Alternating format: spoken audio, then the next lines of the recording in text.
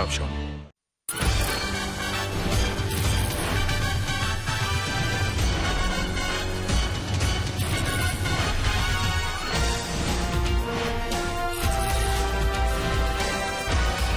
City Noticias del Mediodía. Buenos días, saludamos a nuestra audiencia en Bogotá, en Colombia y en el mundo. Aquí están los titulares de las principales noticias de hoy. Titulares. Bogotá ya tiene sobre rieles sus primeros 6 vagones del metro de la ciudad. El primer tren fue descargado en el patio taller de Bosa, un complejo diseñado para el ensamble de los 30 trenes de la flota. Allí se realizarán las pruebas estáticas y en mayo del 2026 las pruebas dinámicas en un tramo de 5,7 kilómetros entre Bosa y Kennedy. Hablamos con el alcalde Carlos Fernando Galán. Así es el nuevo tren del metro de Bogotá. Cada uno mide 134 metros de largo, 2,9 metros de ancho y 3,9 metros de alto. Y está conformado por 6 vagones. Son 100% automáticos y no necesitan un conductor. Se cumplió un mes de la muerte de Miguel Uribe Turbay. Su esposa María Claudia Tarazona, en compañía de sus hijos y el papá del senador, realizaron un homenaje en el Parque El Golfito de Modelia. Los presentes recordaron el legado de Uribe Turbay y exigieron encontrar a los responsables intelectuales de este magnicidio. Avanza la tercera jornada de retorno de la comunidad embera en Bogotá. En esta ocasión el turno fue para los indígenas que se encuentran en la UPI La Florida. Desde allí se estima que retornen a sus territorios cerca de 415 personas. Desde esta mañana se alistan las pertenencias de los indígenas. Un respiro para la localidad de Kennedy en búsqueda de crear un nuevo pulmón verde. La alcaldía local, junto a la Secretaría de Ambiente, adelanta una jornada de siembra en el Parque Timisa. El objetivo es transformar la calidad del aire con 95 nuevos árboles. Y llega a Bogotá el primer Festival Internacional de Violín. Serán más de 100 participantes, 20 finalistas y un solo ganador. Habrá una bolsa de premios de $70.000. El festival será entre el 30 de octubre y el 7 de noviembre. Estamos en City Noticias del Mediodía por toda Bogotá. Bienvenidos.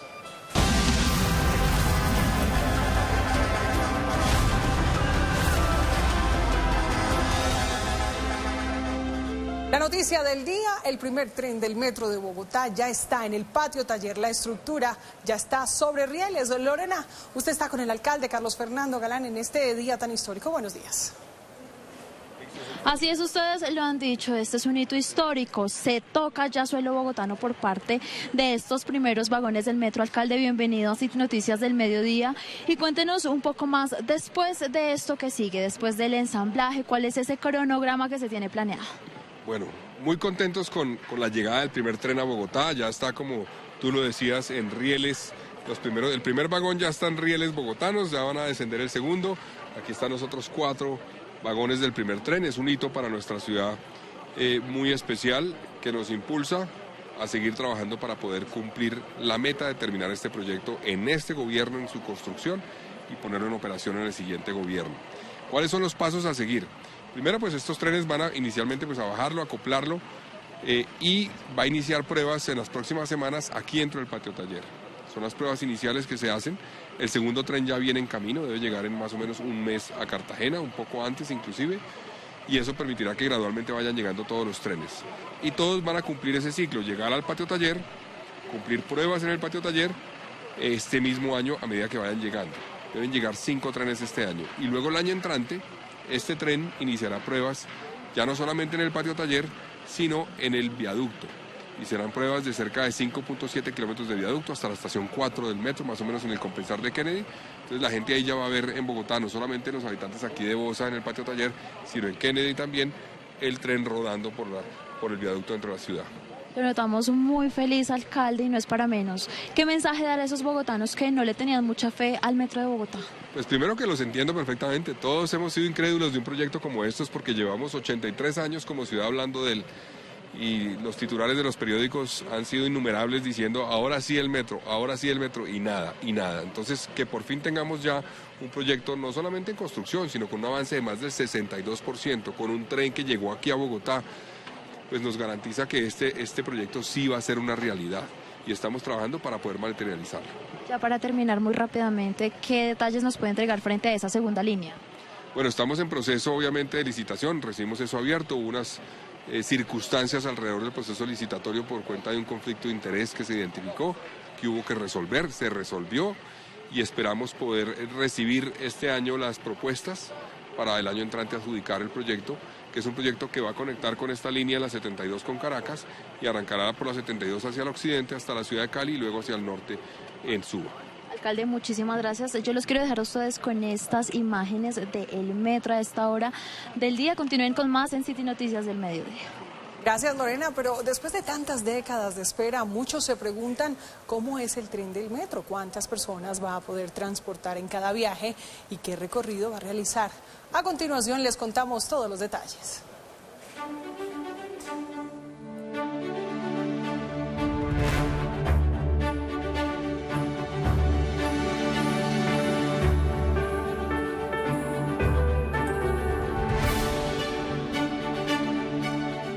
La espera llegó a su fin. Luego de décadas de esperar con ansias las promesas de un metro para Bogotá, finalmente llegó el primer tren que fue construido en China con características muy específicas para las necesidades de Bogotá, empezando por sus colores predominantes, rojo y amarillo como la emblemática bandera de la capital colombiana. Cada tren de la línea 1 del metro de Bogotá tiene 134 metros de longitud, 2.90 metros de ancho y 3.90 metros de altura y está compuesto por 6 vagones. Son 100% automáticos y no requieren conductor, aunque en casos excepcionales se utilizará el modo manual.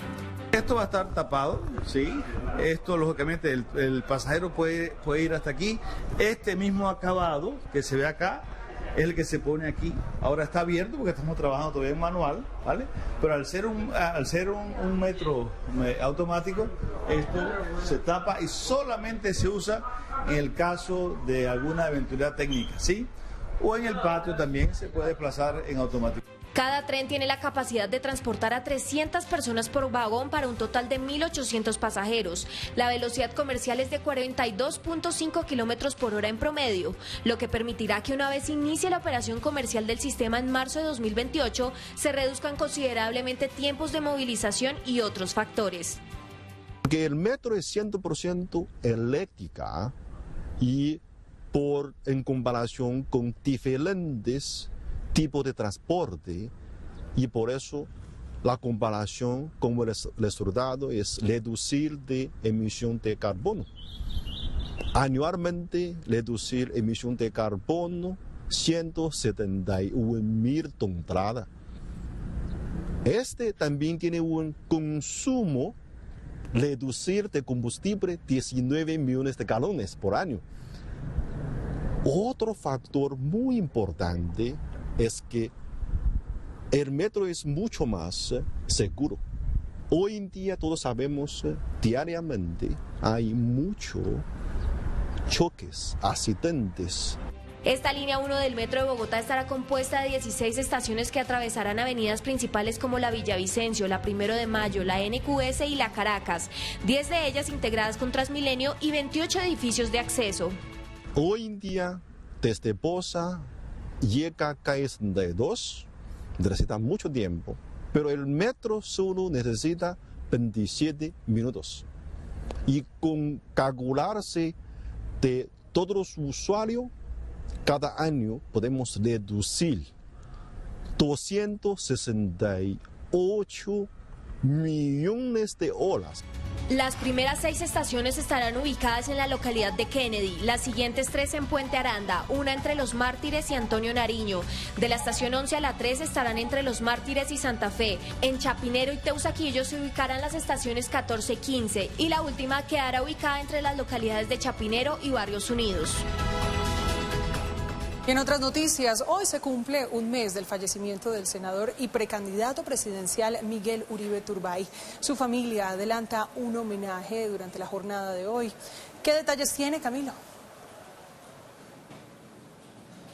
Lina y televidentes, ¿qué tal? Muy buenos días. Efectivamente se cumple un mes del magnicidio de Miguel Uribe Turbay, razón por la que su esposa María Claudia Tarazona, en compañía de sus hijos y de su suegro, el señor Miguel Uribe Londoño, además de varios simpatizantes, desde muy tempranas horas llegaron hasta el Parque El Golfito, donde recordemos, el pasado 7 de junio el senador y precandidato fue víctima de este hecho sicarial que acabó lastimosamente con su vida. Allí su esposa, en compañía de varias personas, pues entregó unas palabras y pidió que este lugar no sea recordado solamente como el lugar donde fue asesinado su esposo, sino también sea recordado como el legado que dejó el señor Miguel Uribe Turbay.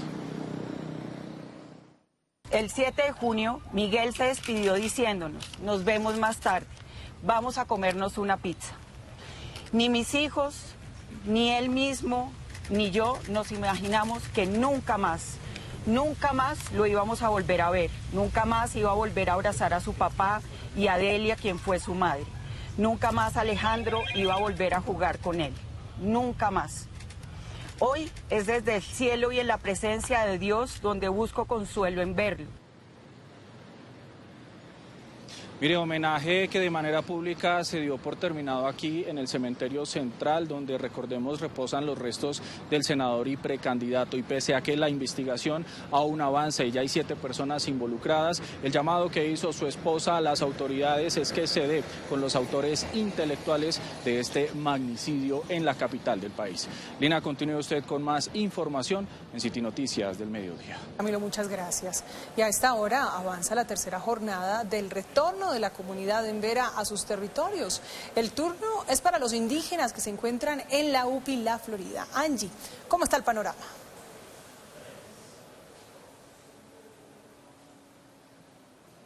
Pues mire, con éxito ha avanzado esta tercera jornada de retorno de la comunidad embera ubicada aquí en la UPI La Florida, donde serán trasladadas en total más de 415 personas en 14 buses asignados hacia sus territorios. ¿Qué se ha hecho en esta primera parte en horas de la mañana? Pues ya se hizo toda la caracterización de las familias, de las personas, y posteriormente se empezaron a subir todas las pertenencias de esta comunidad embera a los buses. Escuchemos entonces lo que dicen las autoridades. Hoy ya instalamos un puesto de mando unificado con todas las entidades del distrito que estamos acá. Estamos en la primera parte de la jornada, que tiene que ver con 2 momentos puntuales. El primero, el alistamiento y el cargue de enseres, y en paralelo a eso, como pueden ver acá atrás, lo que empezamos a hacer es la organización de las personas para poder organizar la subida en los buses. Esto implica revisar cada persona que está en la base de datos, que haya firmado un acta de voluntariedad, que sea apta para viajar según la valoración en salud.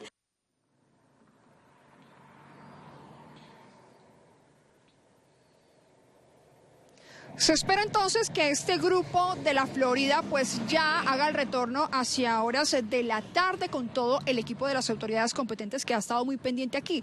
Pero hagamos entonces un recuento de cómo ha transcurrido esta jornada durante la semana. El lunes, por ejemplo, que fue la primera jornada, 502 indígenas salieron desde el Parque Nacional. Posteriormente, desde la UPI La Rioja, partieron 575 personas, pero aquí específicamente se presentó una novedad porque se registró una gresca que dejó inicialmente a más de 9 personas lesionadas, pero hace pocos minutos nos confirmaron que se actualizó esa cifra y subió a un total de 16 personas lesionadas, todos funcionarios. Desafortunadamente, hacia el momento final de la jornada de la subida de los buses, hubo un momento muy tenso en la puerta que pues implicó la agresión a nuestros gestores del distrito. Hubo un total de 9 personas agredidas, solo una persona de la comunidad embera y 8 personas del distrito, gestores que estaban ahí ayudándonos a contener la situación. Esto implicó que después pudiéramos tener luego un diálogo con el Ministerio Público y la comunidad. Afortunadamente esto se resolvió bien. Allí escuchamos entonces el reporte oficial de estas personas lesionadas. Entonces recordamos que actualmente la cifra subió a 16, dentro de ellos pues funcionarios del distrito. ¿Cuál es el objetivo final? Que al final entonces de la semana ya se han retornado más de 1.600 personas de la comunidad de embera. Por lo pronto continúen con más información de City Noticias del Mediodía. Angie, muchísimas gracias y seguiremos muy atentos a este proceso. Luego de que Bogotá se uniera a la iniciativa global para bajar la contaminación en el mundo, empezaron las acciones para llegar a ese 30% de reducción. ¿De qué se trata, Daniel? Pues mire, son varias acciones, una de ellas donde nos encontramos con la siembra de más de 90 árboles aquí en el Parque Timisa, donde participan pues los funcionarios del Jardín Botánico, la Secretaría de Ambiente y también la comunidad, como lo estamos viendo hasta ahora, los estudiantes aquí del suroccidente de la ciudad. Esto es un pequeño granito de arena hacia ese objetivo de mejorar la calidad del aire y reducir la contaminación. Hasta nos encontramos con el director del Jardín Botánico y la Secretaría de Ambiente pues para conocer todos estos detalles. Secretaria, buenos días, bienvenida a City Noticias. Hablemos sobre esta jornada que empieza, pues que se han adelantado en muchas otras zonas y que aporta a mejorar la calidad del aire. Bueno, hoy nos encontramos en el Parque Timisa y estamos haciendo una siembra bajo la coordinación del Jardín Botánico en los perímetros de la zona urbana por un mejor aire en Bosa Apogeo. Esta es una de las localidades que mayor contaminación por material particulado tiene y estas siembras en el Parque Timisa justamente lo que contribuyen es a renaturalizar, reverdecer esta zona de la ciudad y por lo tanto a mitigar los efectos que pueden tener las islas de calor y por ende los efectos de la contaminación del aire, no solamente en esta área sino en toda la zona de vivienda que vemos en los alrededores. Directora, ¿cómo van esas cifras? ¿Qué es lo que continúa para la ciudad en estas jornadas de siembra? Sí, Daniel, hoy estamos sembrando 95 árboles, vamos a tener un total de 292. El año pasado hicimos una parte, este año vamos a sembrar 170 esta semana. Estamos poniendo árboles de 10 especies distintas. Ahorita estamos poniendo la palma de cera, que es nuestro árbol nacional. Tenemos también un nogal, que es el árbol de Bogotá declarado por el Consejo. Y tenemos especies como el guayacán de Manizales, que nos ha mostrado ser una especie muy buena para controlar material particulado y que aguanta también calidad del aire. Estamos celebrando hoy el Día Nacional de la Biodiversidad porque es la fecha en la que se murió José Celestino Mutis en 1808. Entonces también es parte de ver cómo toda esa tradición de la botánica, la ciencia, la podemos aplicar a dar soluciones reales a los retos que tenemos hoy en Bogotá. Bueno, Héctora, muchas gracias. Y rápidamente estamos con uno de los niños que sembraron estos árboles. Bueno, ¿cómo te sentiste participando de esta siembra? Pues la verdad, yo me sentí excelentemente porque siento que es como compartir con un tipo de persona que no puede hablar, pero que se expresa de diferentes formas y eso pues nos da a conocer que somos un país biodiverso y no solo eso, sino que tenemos diferentes opiniones. Y pues también quisiera resaltar mucho este día porque pues una de las personas que más me quisiera conocer es José Celestino Mutis, ya que fue una persona muy relevante en la historia de la ciencia. Bueno, muchas gracias. Estamos viendo la participación de la comunidad estudiantil también en estas actividades que aportan a ese objetivo de mejorar la calidad del aire en Bogotá. Por ahora los dejamos con estas imágenes. Continúen con más City Noticias del Mediodía. Daniel, muchísimas gracias. Y fue lanzado el primer Festival Internacional del Violín en Bogotá, una actividad que entrega un premio bastante jugoso. Miguel, usted tiene todos los detalles sobre este evento. Lina y televidentes, ¿qué tal? Muy buenos días. Yo en este momento los saludo desde uno de los teatros de la Universidad Jorge Tadeo Lozano, porque en este momento se lanza el primer Festival Internacional del Violín, pero que sea el secretario de Cultura que nos comente de qué se trata esta iniciativa. Secretario, cuéntemelo a los televidentes. Bueno, el concurso internacional de violín es una experiencia que no se pueden perder. Bogotá ha construido desde hace muchos años un gran sistema filarmónico con cientos y miles de jóvenes y niños estudiando música, pero además de eso tiene un público que ama la música clásica. El concurso internacional de violín será una nueva experiencia, tanto para esos niños como para el público. Empezaremos el 30 de octubre con un gran concierto aquí en el Fabio Lozano, en donde presentaremos una travesía del violín por América Latina y los 20 seleccionados internacionales de 12 países, los mejores violinistas jóvenes que hoy hay en el mundo, que están acá sentados, escucharán cómo el violín se ha expresado en el tango argentino, en el mariachi mexicano, en la música llanera colombo-venezolana, en la música pacífica colombiana, en el son cubano. Luego empezarán las eliminatorias, en donde aquí los violinistas presentarán sonatas de Bach, caprichos de Paganini, sonatas de Isaías, sonatas de Beethoven, y luego tendremos la gran final en el Teatro Mayor Julio Mario Santo Domingo. Claro que sí, secretario. Acá tenemos a uno de los mejores violinistas jóvenes y ustedes pueden participar de este evento. Es la información que tenemos desde este punto de la ciudad, pero ustedes tienen mucha más en City Noticias del Mediodía. Contra el terrorismo en Medellín, la alcaldía ofreció una recompensa de hasta 200 millones de pesos por quien entregue información por los responsables del atentado terrorista en la noche de ayer en la Loma del Indio. Estefanía, ¿qué otras medidas se tomaron?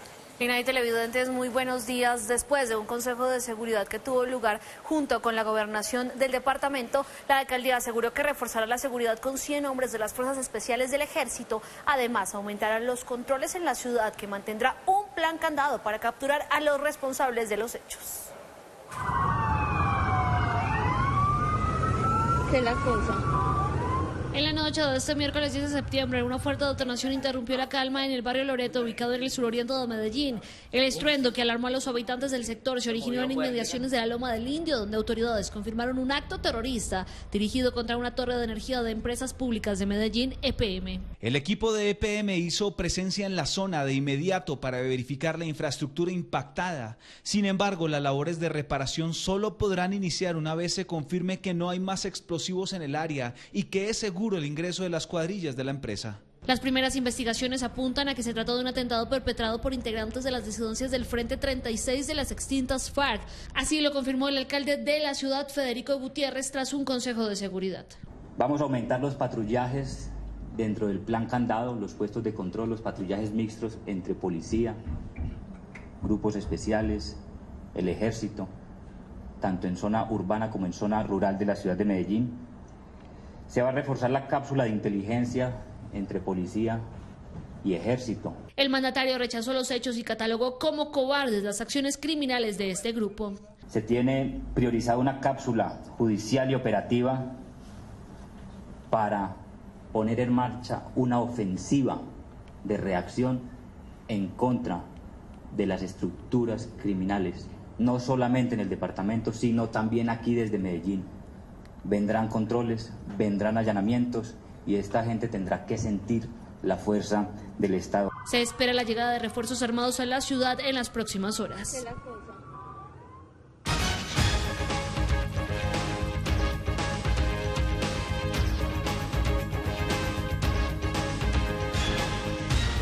Saludamos a los televidentes que acaban de conectarse a esta emisión de City Noticias del Mediodía.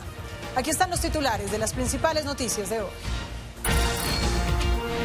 Titulares. Bogotá ya tiene su primer tren. Con la supervisión del alcalde Carlos Fernando Galán, los primeros 6 vagones del metro ya están sobre rieles. Tras las pruebas estáticas y dinámicas que se realizarán en 2026, se espera que en el año 2027 inicie la integración operativa que permitirá ajustar los sistemas de tracción, sensores, puertas automáticas y equipos de seguridad. La operación comercial iniciaría en el año 2028. Recorrimos el patio taller de Bosa. Allí deberán llegar otros 29 trenes más, donde se harán labores de mantenimiento, limpieza y ensamblaje de la flota, que moverá a más de 1 millón de pasajeros diarios. La primera línea del metro tendrá un trayecto desde la localidad de Bosa hasta la calle 72 en 27 minutos, con trenes de 140 metros, velocidad de 80 kilómetros por hora y sistemas automáticos de última generación.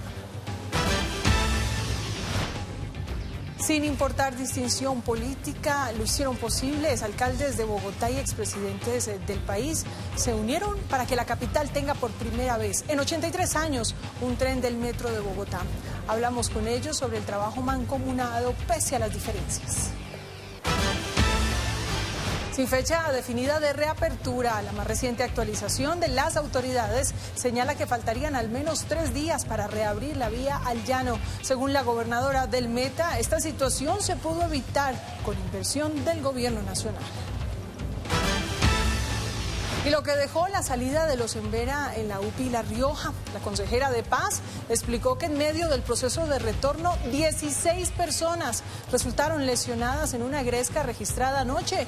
La funcionaria explicó que las personas están siendo asistidas y no revisten gravedad. Estamos en directo desde la UPI La Florida, lugar donde avanza otro retorno. Terror en la localidad de Usaquén, en una banda de delincuentes armados a bordo de motocicletas de alto cilindraje tiene asustado el comercio del barrio Cedritos. En menos de una semana, los ladrones han protagonizado 2 asaltos a mano armada. Las autoridades están tras la pista de los bandidos. Y escuchen esto porque en la localidad de Suba fueron capturados 4 sujetos que se hacían pasar por policías para robar. En el más reciente caso se acercaron a una mujer y le advirtieron que si no colaboraba con la autoridad iba a enfrentar un proceso judicial y por eso tenía que transferir 1.700.000 pesos. Y pilas con las estafas, la Secretaría de Salud de Bogotá alertó a los capitalinos por los inescrupulosos que se hacen pasar por funcionarios del distrito.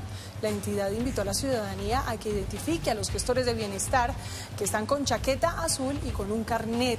En minutos les contamos cómo y dónde consultar si estas personas trabajan con el distrito. En noticias del mundo, el asesino de Charlie Kirk en Estados Unidos sigue prófugo. El FBI reveló imágenes del posible sospechoso y confirmó el hallazgo del arma utilizada. Además, subió a 6 el número de muertos por una explosión de un camión de gas en México. Y en deporte, Santa Fe femenino se refuerza para la Libertadores mientras se prepara para la final de ida contra el Deportivo Cali. Todas las novedades de las Leonas desde su sede deportiva. Además, les contamos cuánto sería el tiempo de baja de Juan Carlos Pereira tras la durísima lesión que sufrió en el duelo entre Millonarios y Pasto.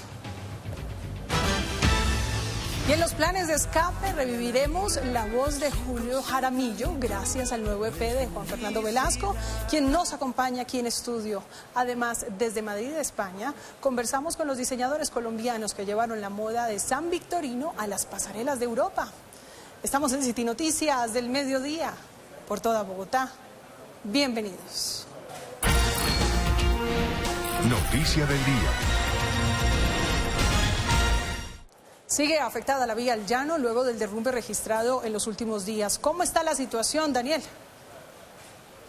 Así es, pues seguimos muy al tanto de lo que ocurre aquí en la vía al Llano. Como vemos, este es el aviso que continúa acompañando el panorama aquí en el corredor vial. El cierre que se presenta en el kilómetro 18 por el deslizamiento que a esta hora continúa siendo atendido por parte de las entidades correspondientes. A lo largo de la mañana se ha mantenido el paso hasta un municipio aledaño. Aquí a este punto nos encontramos y allí pues ya se tiene restringido el paso en Chipaque. Ahí vemos los vehículos que se encuentran ingresando, algunos, otros aquí estacionados durante varios días. Nosotros hablamos con la gobernadora del Meta sobre esos trabajos e indicaron un balance de tiempo de 72 horas. Sin embargo, volvieron y le hicieron el llamado al gobierno nacional para destinar recursos que permitan evitar este tipo de situaciones. Sigue cerrada la vía al Llano y aún quedarían al menos 72 horas para el restablecimiento del corredor vial, según indicó la gobernadora del Meta. Preocupados, se iniciaron ayer unas labores por la concesión. Hay que remover 100.000 centímetros cúbicos de lodo y arena y tierra. Eso es una montaña que a medida que se va removiendo va cayendo. Ayer estaba un poco la gente preocupada e indispuesta porque pues por las otras vías, por Cisga, por el lado de Casanare es mucho más largo, pero desafortunadamente nos toca tener paciencia. Calculamos 72 horas, pero si la gente no nos acompaña y no nos ayuda va a ser mucho más difícil. La situación ha generado grandes afectaciones en el abastecimiento de productos básicos. Se podrá imaginar 7 departamentos conectados con el centro del país que producen alimentos, que producen palma, que producen papaya, que producen mango, que producen frutas, que producen arroz, de todo esto, ganadería. Y la ganadería, los camiones vienen con el ganado en pie. O sea, muchísima comida, pero además el departamento del Meta, mayor productor de hidrocarburos. O sea, esta región es una región muy rica, que produce muchísimo alimento, pero que hoy tiene una gran situación, es que el gobierno nacional no le ha puesto la mirada a esa Colombia, la Colombia culta que dice el presidente. Situación que han sentido los conductores teniendo que adaptar sus vehículos como un cuarto improvisado para pasar la crisis. Pues vea, como usted puede ver, nos ha tocado aquí acomodar como dice la dormida de nosotros. Mire, aquí entre los carros, aquí como usted puede mirarme.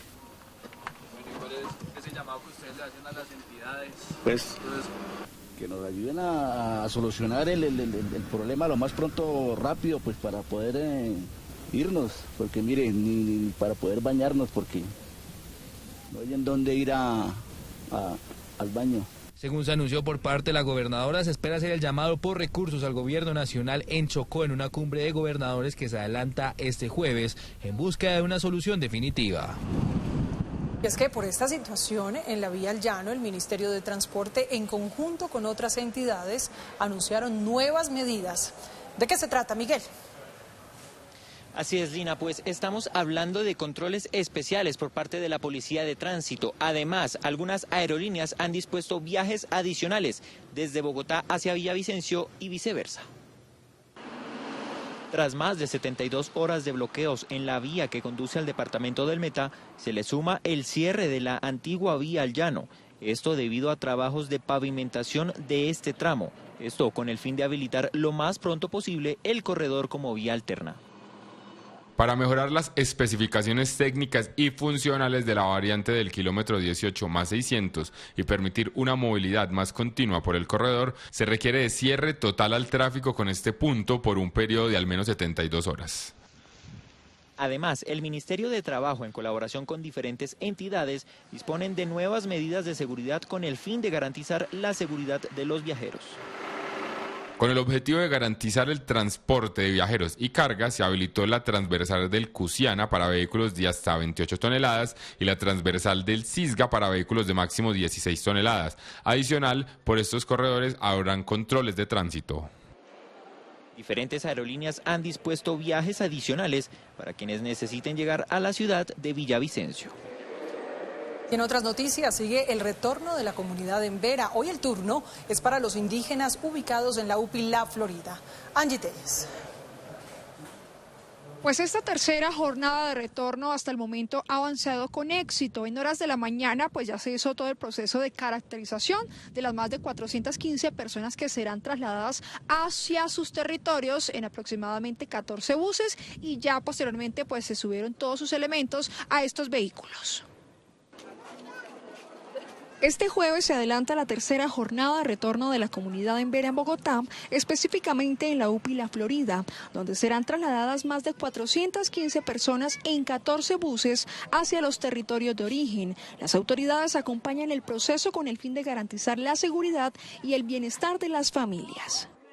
Hoy ya instalamos un puesto de mando unificado con todas las entidades del distrito que estamos acá. Estamos en la primera parte de la jornada que tiene que ver con dos momentos puntuales. El primero, el alistamiento y el cargue de enseres. Y en paralelo a eso, como pueden ver acá atrás, lo que empezamos a hacer es la organización de las personas para poder organizar la subida en los buses. Esto implica revisar cada persona que está en la base de datos, que haya firmado un acta de voluntariedad, que sea apta para viajar según la valoración en salud. El lunes, en la primera jornada, 502 indígenas salieron desde el Parque Nacional, mientras que el miércoles se llevó a cabo la segunda etapa en la UPI La Rioja, donde partieron 575 personas. En este punto se presentó una gresca que dejó como saldo 9 personas lesionadas, entre ellas funcionarios que fueron agredidos en medio de la situación. Desafortunadamente, hacia el momento final de la jornada de la subida de los buses, hubo un momento muy tenso en la puerta que pues implicó la agresión a nuestros gestores del distrito.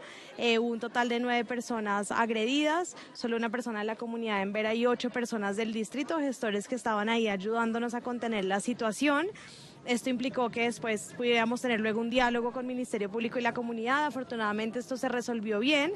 El objetivo es que al final de esta semana se logre el retorno de 1.600 personas de la comunidad en Vera.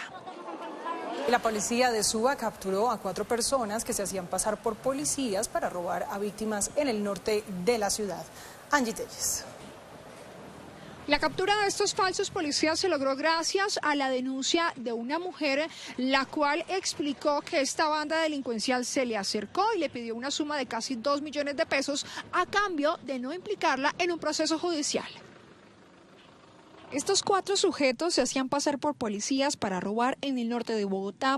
En el más reciente caso se acercaron a una mujer, se identificaron como funcionarios de una unidad investigativa y le advirtieron que si no colaboraba iba a enfrentar un proceso judicial y por esto tenía que hacerles una transferencia bancaria de 1.700.000 pesos. En las últimas horas, por información de la comunidad, nos dan a conocer que al parecer unas personas habían hurtado un dinero en la localidad de Usaquén, 1.700.000 pesos a un ciudadano. De inmediato, las zonas de atención en el despliegue del plan Candado en la localidad de Suba logran la captura de 4 personas por el delito de hurto calificado y agravado por medios informáticos, simulación de investidura, teniendo en cuenta que se les halla en su poder carnet falsos que se identificaban como integrantes de la Policía Nacional. Estas personas tenían en su poder varios carnets con insignias alusivas a la policía, diferentes documentos y también se les inmovilizó un vehículo de transporte público en donde presuntamente cometían los hurtos. Y a propósito de estafas, la Secretaría Distrital de Salud está haciendo un llamado urgente a los bogotanos para evitar caer en fraudes y engaños. ¿Qué sugerencia le hacen a los ciudadanos, Juan David? La sugerencia principal es que consulte si realmente la persona es integrante de los equipos de bienestar de la Secretaría Distrital de Salud. Ellos van con diferentes vestimentas, por ejemplo la chaqueta, fundamental para que usted lo reconozca. Tienen un carnet para que también lo reconozca y échese la llamadita. Puede preguntar, también consultar dónde está el número de teléfono según su localidad en www.saludcapital.gov.co. Con el lanzamiento de la estrategia Más Bienestar han llegado denuncias de que hay inescrupulosos que se hacen pasar por servidores públicos y terminan cobrando sumas de dinero.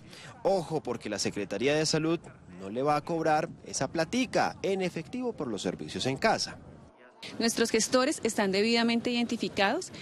Ellos cuentan y disponen con una chaqueta institucional en donde van a encontrar todos los logos de la Alcaldía Mayor de Bogotá en la parte frontal y trasera, pero adicionalmente también cuentan con los logos de la Subred Integrada de Servicios de Salud a la cual pertenece el funcionario. Actualmente hay más de 700 personas que están recorriendo las 4 subredes en nuestra ciudad. Para adelantar esas encuestas, usted puede reconocer algún gestor. Están vestidos con chaqueta azul y los logos de la subred a la que pertenecen. Y aparte de eso, de la Alcaldía de Bogotá. Y miren esto, también llevan un carnet que los identifica.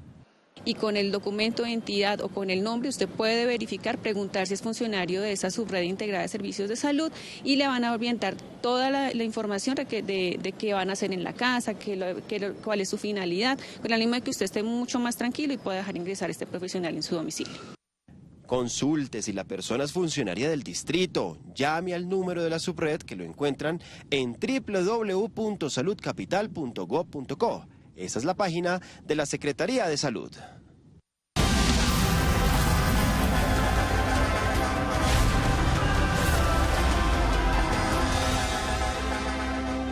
El sueño se hizo realidad. En el patio taller de Bosa se llevó a cabo la presentación de los primeros 6 vagones del metro. El alcalde Carlos Fernando Galán entregó detalles sobre esta nueva etapa. ¿Qué más dijo el mandatario y cuáles son los próximos pasos en este proyecto, Lorena? Usted lo dijo, el sueño se ha vuelto realidad, Lina, y son varios esos tramos y también esas actividades que se van a empezar a realizar a partir de hoy. Lo primero es el descarte de todos los 6 vagones y además de esto se van a llevar a cabo unas pruebas estáticas allí en el patio taller para luego realizar otras que se van a realizar precisamente en la localidad de Kennedy. Son en total 5,7 kilómetros los que se van a empezar a recorrer. En el patio taller de Bosa no solo se recibieron los primeros 6 vagones del metro de Bogotá. Allí empieza una etapa clave. La ciudad cuenta por primera vez con el espacio donde se hará el mantenimiento, limpieza y ensamblaje de toda la flota. De aquí a diciembre deben llegar 4 o tal vez inclusive 5 trenes a Bogotá. Ya viene en camino el segundo tren, está en el barco, salió hace unos días del puerto de Quindao y debe llegar la primera semana de octubre a Colombia. Y deben llegar por lo menos otros 2 o tal vez 3 inclusive trenes este año a Colombia y a Bogotá. El complejo tiene capacidad para albergar más de 30 trenes y está equipado con rieles internos, bodegas de repuestos, áreas de control y un centro de lavado especial, en donde desde este lugar se coordinarán las maniobras de revisión y operación durante todo el proyecto. Será también un hito porque ya significará que la gente en Bogotá va a empezar a ver el tren ya no solamente en el patio taller, sino en el viaducto dentro de la ciudad recorriendo, haciendo pruebas hasta la estación 4 más o menos. Son 5.7 kilómetros de viaducto que tendrán que estar listos para pruebas en mayo del próximo año. Estamos hablando dentro de 8 meses más o menos. Los vagones miden 140 metros de largo por formación y alcanzarán una velocidad máxima de 80 kilómetros por hora, con capacidad de transportar hasta 1.800 pasajeros por viaje, con sistemas automáticos de conducción y control de seguridad de última generación. Si acá hay una transformación real, la experiencia del usuario a partir de marzo será todavía más innovadora y más que enamore más. Y eso fortalece ese concepto de cultura ciudadana alrededor del metro que tanto necesitamos, que tenemos que querer y queremos amar este esfuerzo. Según la empresa Metro, la llegada de estos primeros trenes permitirá ajustar la logística de recibo y descarga para el resto de las unidades, que llegarán de forma escalonada hasta octubre del año 2026. Esto aquí, atrás nuestro, esto quiere decir que los sueños se cumplen y que efectivamente siempre vale la pena el esfuerzo. Bogotá está en obra, más de 1.000 frentes de trabajo, de los cuales el 50% son del Instituto de Desarrollo Urbano. Hemos venido entregando las obras, ya entregamos la Caracas Sur, como lo dijo el señor alcalde, Canal Córdoba, La Sirena, ya vienen obras importantes como la 63, la Rincón. Así que primero ofrecerles disculpas, pero pedirles paciencia. En ese sentido, cuando la línea 1 esté en marcha, moverá a más de 1 millón de personas cada día en un corredor que conectará a Bosa con la calle 72 en apenas 27 minutos.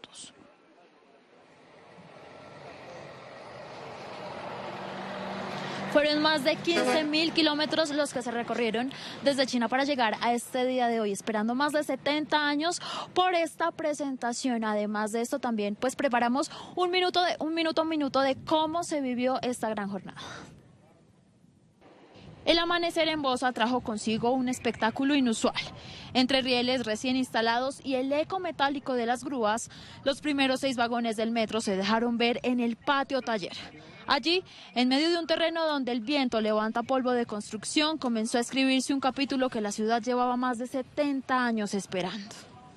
Entre todos va a cambiar la vida de los bogotanos. Vamos a entregar una ciudad transformada, una ciudad que mire al futuro con esperanza para su desarrollo, para las oportunidades, para garantizar los derechos de la ciudadanía que se han visto afectados por cuenta de la problemática en movilidad. Y no puedo dejar de decir que esto es un logro de ciudad, de todos los bogotanos y las bogotanas, de otras administraciones. En medio del recorrido se dejaron ver las enormes bodegas que albergan el equipo de mantenimiento. Las vías férreas se extienden en hileras ordenadas y hoy no hubo silencio. Hubo el crujir de la arena bajo las ruedas, el zumbido eléctrico de las máquinas que preparan el terreno para el ensamblaje fueron los protagonistas. Que los beneficios que traerá esta primera línea del metro no se pueden aplazar y que en marzo del 2028, alcalde, debemos estar presenciando la operación comercial de la primera línea del metro para beneficiar a más de 2.900.000 personas de Bosa, de Kennedy, que uno de sus beneficios es que un trayecto que hoy se hace en hora y media se puede hacer en 27 minutos, que puedan tener 2 horas al día para su bienestar. Pasadas las 8 de la mañana, el alcalde Carlos Fernando Galán y el gerente de la empresa Metro, Leonidas Narváez, recibieron oficialmente los vagones imponentes, pintados de amarillo y rojo. Cada uno llegó numerado desde la fábrica y fue descargado con precisión. Primero se posaron sobre los rieles de arena del descargue. Trabajando en equipo con la Secretaría de Movilidad, con el IDU y con el Metro, hemos logrado seguir moviendo a nuestros pasajeros y seguir moviendo a la ciudad en transporte público, y las obras avanzan y la materialización de estas obras son los que nos dan la esperanza de que el progreso está a la vuelta de la esquina y que todos los esfuerzos que estamos haciendo hoy valen la pena. El proceso apenas empieza, después vendrán las pruebas estáticas, el encendido de sistemas eléctricos, la verificación de sensores, puertas automáticas y tracción. A partir de mayo de 2026, las pruebas dinámicas recorrerán un tramo de 5,7 kilómetros entre Bosa y Kennedy, y hacia octubre de ese mismo año la ciudad recibirá la flota completa de 30 trenes. Es que muchos trabajaron para que el primer tren del metro de Bogotá fuera una realidad. Hablamos con exalcaldes y expresidentes, quienes hicieron a un lado las diferencias políticas para sacar adelante este proyecto.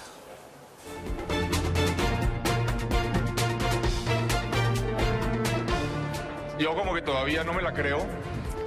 Este proyecto se nos murió como unas 15 veces. Asombroso, pero se moría del todo. Y resucitaba.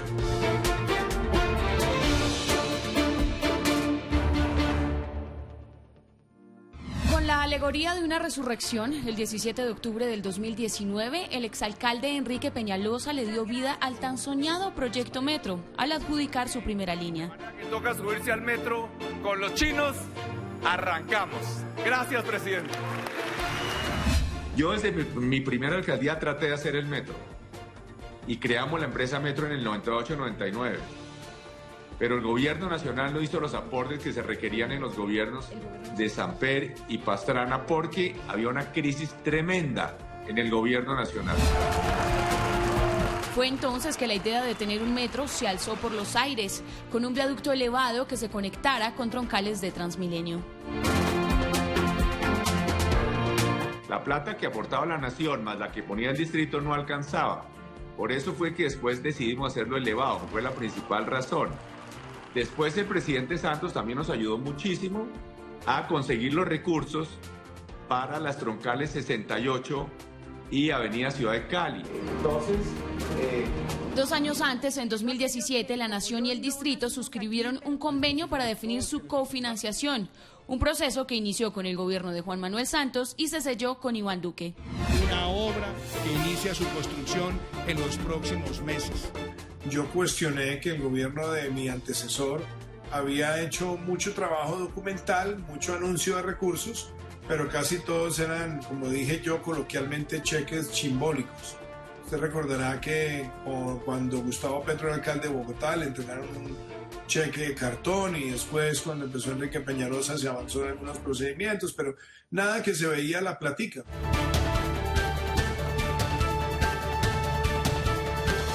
Para octubre del 2020, la empresa Metro firmó el acta de inicio del contrato, en cabeza de la exalcaldesa Claudia López.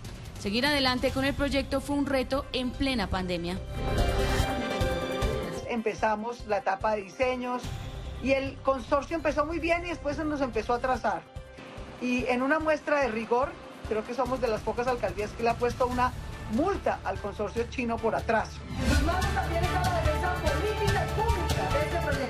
La exalcaldesa dio inicio a las obras del patio taller en Bosa en el 2021 y durante su mandato tuvo sobre la mesa múltiples propuestas del gobierno nacional de turno para soterrar el sistema. Llegó el presidente Petro de presidente y quería hacernos devolver el contrato, le explicamos de todas las maneras con el consorcio, con los abogados, con los técnicos, porque no era posible.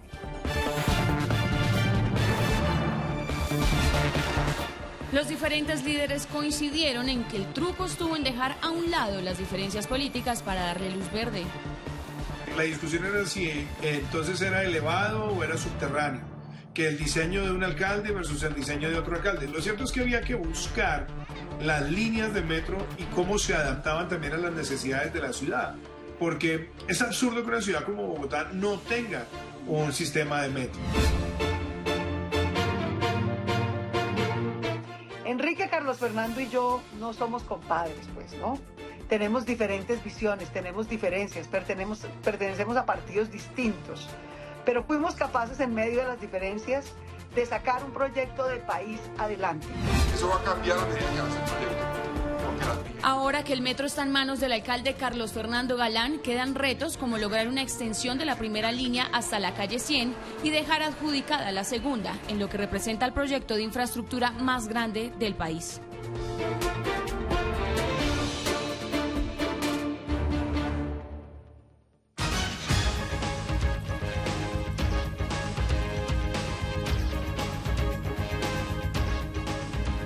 En otras noticias, hay preocupación entre los dueños de establecimientos comerciales en Cedritos por cuenta de una banda de ladrones, quienes han protagonizado varios hurtos en la zona.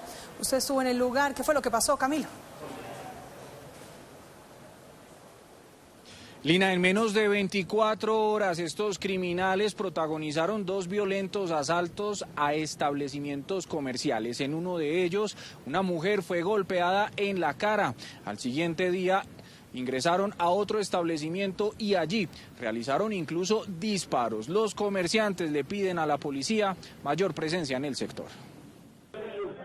Totalmente azotado se encuentra el comercio en el sector de Cedritos, en el norte de Bogotá, por cuenta de una banda de ladrones armados quienes se movilizan en 2 motocicletas. En menos de una semana han protagonizado 2 violentos asaltos.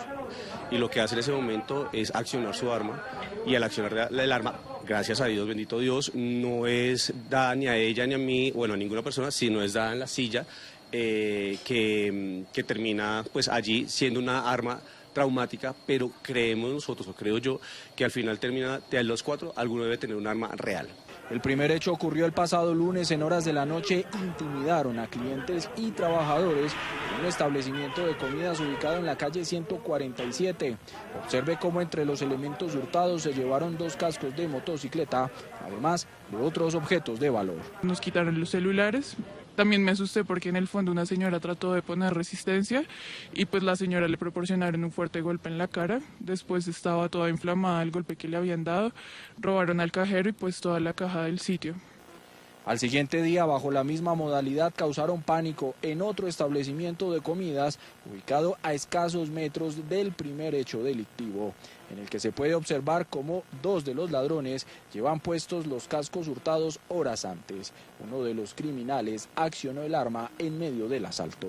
O hablo de Usaquén directamente porque no está habiendo presencia policial, y al no haber presencia policial pues hay un gran inconveniente, y es que los malhechores están haciendo. Eso vemos que es como una banda, porque son los mismos 4 personas, los mismos 4 hombres. El subintendente que llegó me dijo que por esa zona nunca robaban. Y pues es gracioso que precisamente al otro día también se haya presentado un hurto donde probablemente sean los mismos sujetos. Entonces yo siento indignación por la inseguridad que está en Bogotá.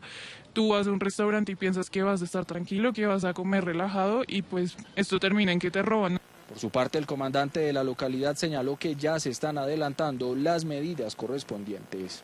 Trabajo importante de individualización de algunas características especiales de algunas de estas motocicletas para determinar si se tratarían de las mismas personas en el mismo hecho. Estamos adelantando también una gestión, una importante ya posición de una reacción que durante horas pico estén en estos puntos. Finalmente, las víctimas le exigen a la policía de la localidad dar con esta banda de criminales que tienen amedrentado el comercio en el barrio Cedritos, en el norte de Bogotá. En otras noticias, en horas de la mañana, protectoras de animales desarrollaron una protesta en la localidad de Ciudad Bolívar. ¿Por qué razón, Miguel? Lina, pues estos protectores de animales manifiestan estar preocupados por los diferentes casos de violencia sexual contra algunos animales. Nosotros acompañamos esta protesta. Justicia. Justicia, justicia, no más maltratadores, no más abusadores, no más robos de los recursos del Estado hacia los animales. Eso es lo que estamos necesitando en estos momentos. Justicia, esa es la palabra que más repiten las protectoras de animales en Ciudad Bolívar. Dicen estar cansadas de los múltiples casos de violencia sexual contra animales y que además quedan impunes. Lastimosamente hay una ley, Ángel, que no se está ejecutando en estos momentos. Sí, tenemos que tener claro que la articulación de la ley se debe dar durante meses con el cuerpo de la policía, con el cuerpo judicial, pero esto se nos está saliendo de las manos. Pese a esta situación, no se ahorran esfuerzos intentando brindar protección a todos estos animales en condición de calle. Contamos en la localidad con fundaciones que albergan 400, 500 animales que están siendo víctimas de esta violencia y donde la alcaldía se está haciendo la ciega con las atenciones de estos animales. Solo entre enero y julio de este año, los casos de maltrato animal subieron hasta un 62%, pasando de 134 a 217 incidentes reportados. Hasta aquí City Noticias del mediodía. Sigan conectados con nosotros en nuestra página web citytv.com.co o por medio del código QR que aparece en pantalla, también a través de nuestras redes sociales. Los dejamos con la música del maestro Juan Fernando Velasco. Que tengan una feliz tarde. Dicen que el tiempo es el mejor remedio para olvidar.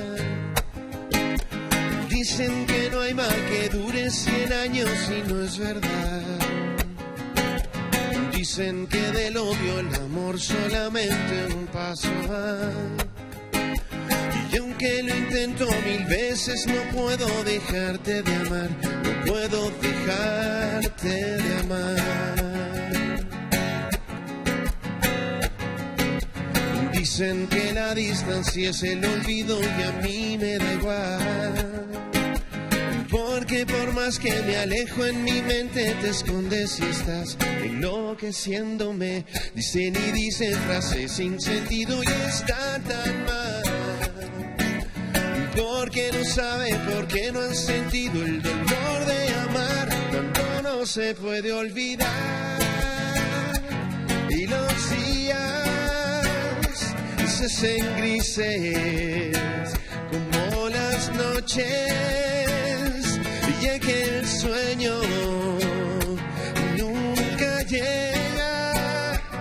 No sé cuándo volverás, cuándo volverás.